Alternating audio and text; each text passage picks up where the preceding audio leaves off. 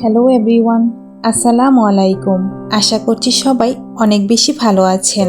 আলহামদুলিল্লাহ, আমরাও অনেক ভালো আছি। সিম্পলি মুন্নি চ্যানেলে সবাইকে আরও একবার স্বাগতম। আজকের ব্লগটা আমার জন্য অনেক বেশি স্পেশাল, কারণ আজ আমার ছোট্ট মেয়ে মেহেরিমার প্রথম জন্মদিন। ওকে ঘিরে আজকের পুরো দিনটা সাজানোর চেষ্টা করেছি মাত্র। প্রথমবার মা হওয়ার আনন্দ থেকে শুরু করে আজ পর্যন্ত প্রতিটি মুহূর্তই আমার কাছে অমূল্য।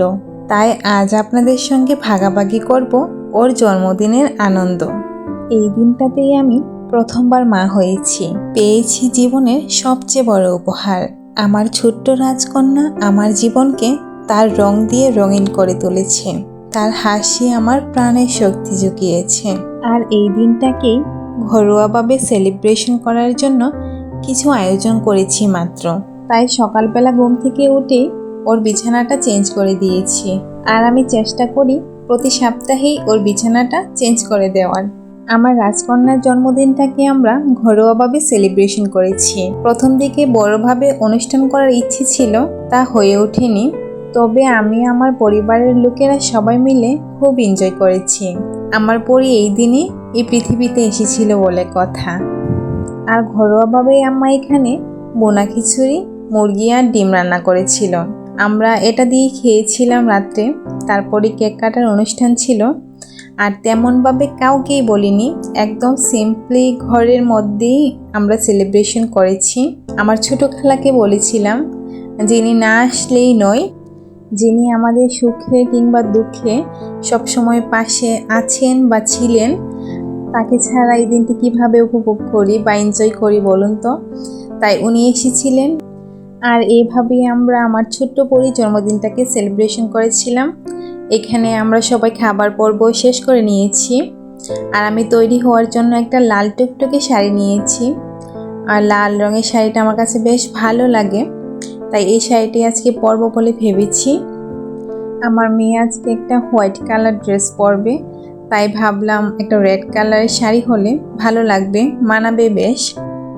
এই দিনে মেয়েকে পেয়ে মনে হয়েছিল যেন পৃথিবীর সবচেয়ে বড় সুখটা আমি পেয়ে গেছি আমার হাতের মুঠোয়। আমার কাছে মনে হচ্ছিল যেন কিভাবে 1 বছর হয়ে গেছে তা বুঝতেই পারিনি। এই 1 বছরে দারুণ কিছু অভিজ্ঞতা হয়েছে। আমার ছোট্ট মেয়ে আমাকে এই 1 বছরে অনেক কিছু শিখিয়ে দিয়েছে। শক্তি, ধৈর্য, যা আমার ছিল বলে আমি জানতাম না। আমার প্রয়োজন হবে তা আমি কখনো বুঝিনি। তবে আমি তাকে পেয়ে মাতৃত্বের স্বাদ পেয়েছি। তার ছোট্ট লাথি, তার প্রথম কান্না, তার হাসি, আর সেই সব দীর্ঘ নিদ্রাহীন রাত, যা এক অদ্ভুত মায়াবী অনুভূতি এনে দিত আমাকে। এবং এক অবিস্মরণীয় মুহূর্তে আমি বুঝতে পারলাম যে আমার ছোট্ট মেয়েটাকে আমি সারা জীবন সীমাহীন ভালোবাসবো।